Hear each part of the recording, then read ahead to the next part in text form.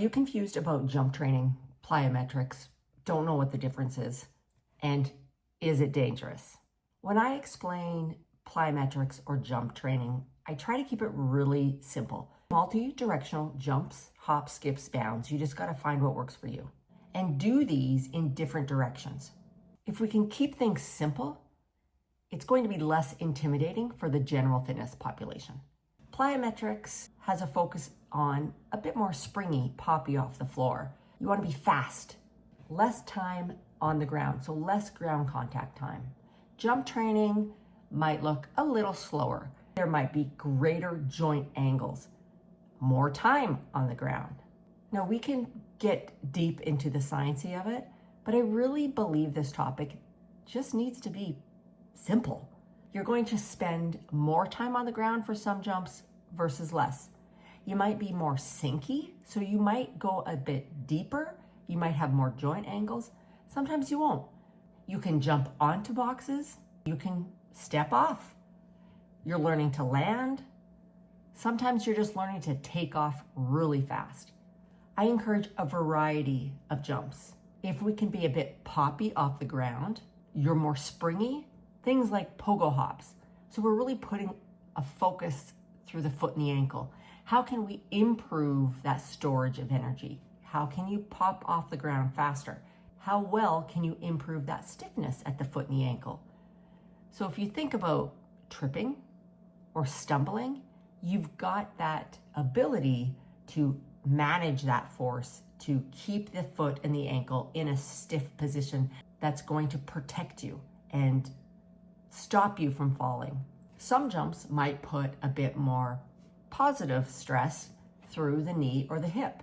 Some clients, I may want them to get stronger in that lower position, want them to be able to drive out of that lower position with much more force and power. As we get older, we lose that strength and power in those lower positions. And that's usually where if you start to trip or tumble, you can't really correct yourself, and then the risk of falling is increased.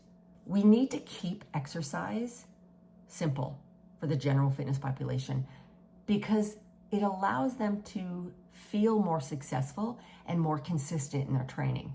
Not everybody is going to have a mix of every single jump, hop, skip, bound, but you will find what works for you.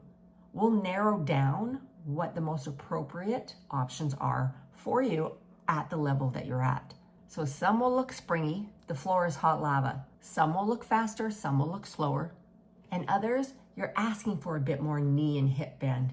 You're trying to get a little bit more sinky, but can you explode out of those lower sinky positions really well? The misconception is this type of training, plyometrics, jump training, is dangerous. And that is false. It's not dangerous. This type of training is a necessity for women to improve bone density, to improve power, our ability to catch ourselves if we trip or fall, to react to life and situations around us. We need that positive stress and torsion on the bone. That's why multi-directional is really important, meaning we're not just doing everything straight ahead. We want to be able to move in a variety of directions to be stronger, more resilient, and capable. If you haven't started doing any type of jump training or plyometric training, I would highly encourage you do so. It just means finding what's appropriate. Skipping, something we did as a child. Highly athletic with low risk, but we lose what we don't use, so it becomes difficult for adults to do later in life. Full body coordination. Moving the limbs, especially the lower body and the hips with speed. Foot, lower limb stability and stiffness. How you manage forces from the ground. Pogo hops can be a great addition to your training program. Include 2 to 3 mini hops, then 1 hop with a bit more height if possible. These mini hops will have co-contraction that helps stiffen the joint, and that stiffening gives you protection. You're keeping the knees stiffer or straighter in this pattern. Less ground contact time, improving stiffness at the lower limb. In this example, I'm trying to get as much height as possible versus skipping that mimics a pogo hop, but much quicker off the ground. Obviously, this single leg demo is much more advanced, but shows you how you can progress. Stepping off a low box or a step allows you to learn how to land, dissipate the forces when you land.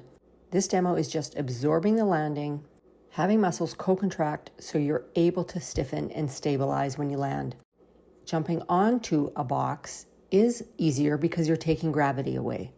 Start with a low box or step. This oscillation pattern, my back foot releases off the floor, but my front foot stays rooted. This is a great option for beginners, getting stronger in that lower position.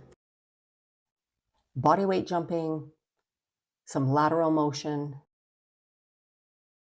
Start incorporating angles. This is a basic 2-foot hop, forward and back, but adding lateral patterns, diagonal patterns. Think of having a clock on the floor and you're jumping towards different numbers on the clock. This allows for different angles of load. Inside, outside of the foot, internal, external rotation of the tibia, and try to be strong in the foot position. So think about pulling the laces up so you're ready to contact the ground with power. This is something that most adults do not train, the ability to manage forces when you land, when you jump off of something. We lose what we don't use. And because of that, things like this are viewed to be dangerous. If you're scared to jump, here is an easy way to include it in your training. Just hold on to something. A TRX is fabulous for this. This can help take away the fear of falling. That assistance is going to help make that exercise a little bit easier for you. This isn't about the speed. It's not about ground contact time. It's just about getting confident and more comfortable with doing jumps.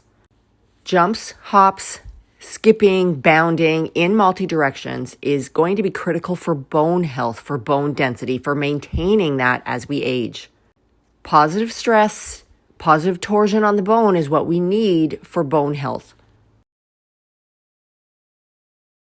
Jump, hop, skips, bounds in multi-directions is critical for having a higher quality of life as we get older. So if you're used to hearing people say you should only do low impact, jumping is dangerous, please know that that is false information. That is a misconception that just doesn't die. The issue is when people start at a level that is just too advanced for them, then you're increasing the risk of injury. So find what works for you.